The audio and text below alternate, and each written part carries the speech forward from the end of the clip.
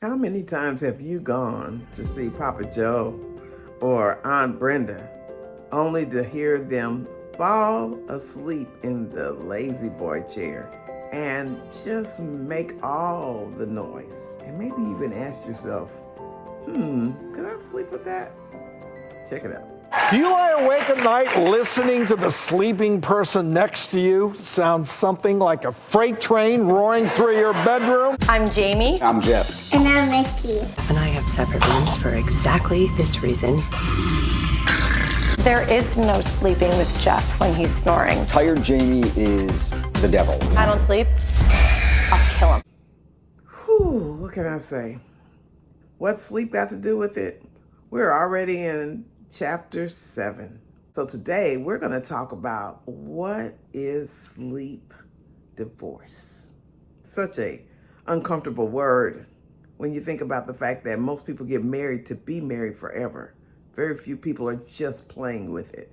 And so we're going to talk about it. I want to give you 3 things. First is defining what sleep divorce is, why it's important to know the sleep behavior of your partner, why it may be very necessary, and then give you some questions to think about. I won't give you all of the questions. You'll have to get the book when it comes out and read the whole chapter. But I want to just cover those areas so that you can really understand how important it is to consider sleep compatibility.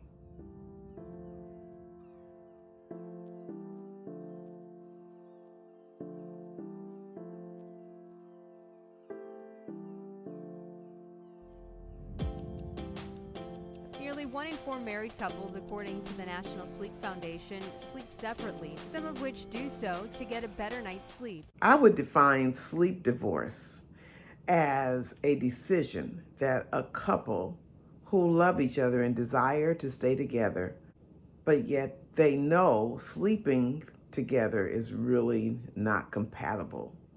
So they get their separate bedrooms and they make up for the intimacy differences later in all kind of creative ways. But in order to get the sleep, they have to stay in separate rooms.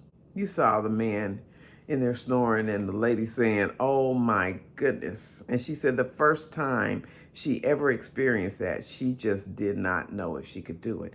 And as I tell you in this book all the time, I'm constantly reminding you that no one thing's going to be a deal breaker, hopefully, because we're all imperfect. So whomever you fall in love with, whomever you commit to, you're going to have some things, some differences, and you're going to have to work through those.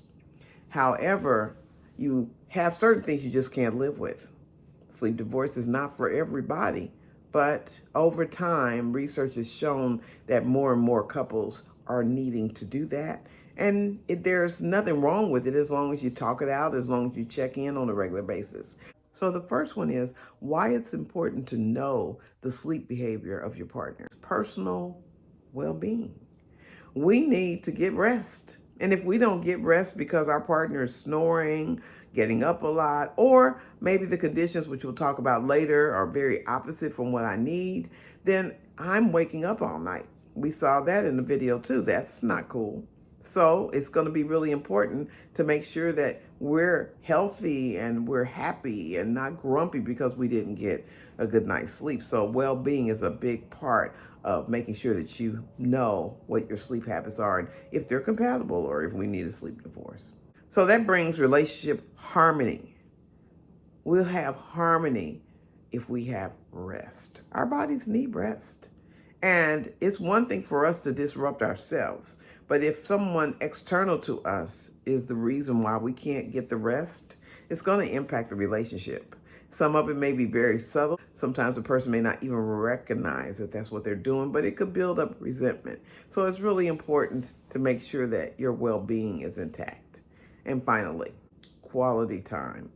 You know, actually, if 2 people don't sleep together, which is a very traditional thing, that gives them the opportunity to create quality time. That means I didn't get to sleep with you last night, so during the day, I got to make it count.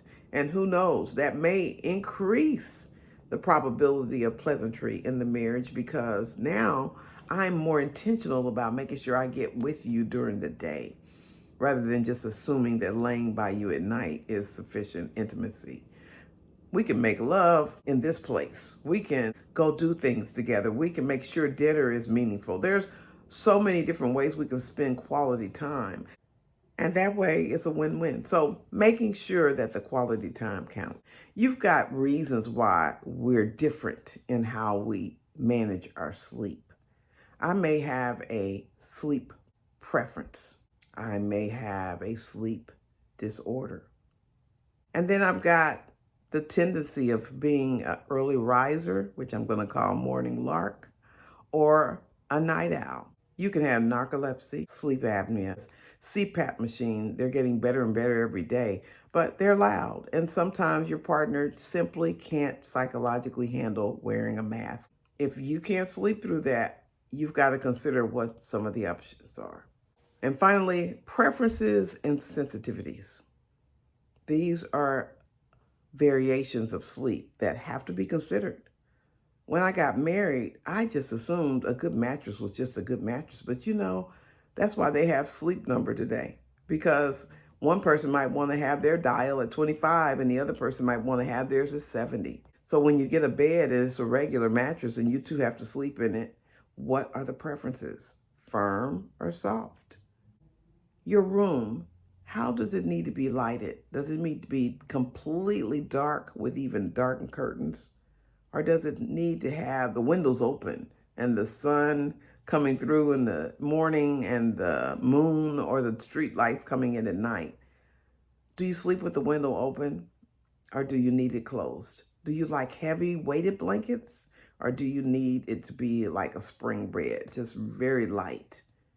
Do you perspire heavily in the middle of the night? Do you get up a lot to go to the restroom? I'll stop there and save it for you to look for other things. But these are all things that need to be talked about in advance as a couple so that you can know if those things are compatible or if you need to make other arrangements. The good news is that now that we've identified that there is a solution, there are even builders who build homes and have 2 master bedrooms for this very reason. All right, I hope you'll hit that subscribe button and don't forget to tap the bell because when I post every Friday, it'll give you that notification. And I'd love to hear what you know about sleep divorce, what you think about it. Is it something you can see yourself doing? Do you know anyone else that's done it? You all have a great week and I'll see you next Friday. Bye.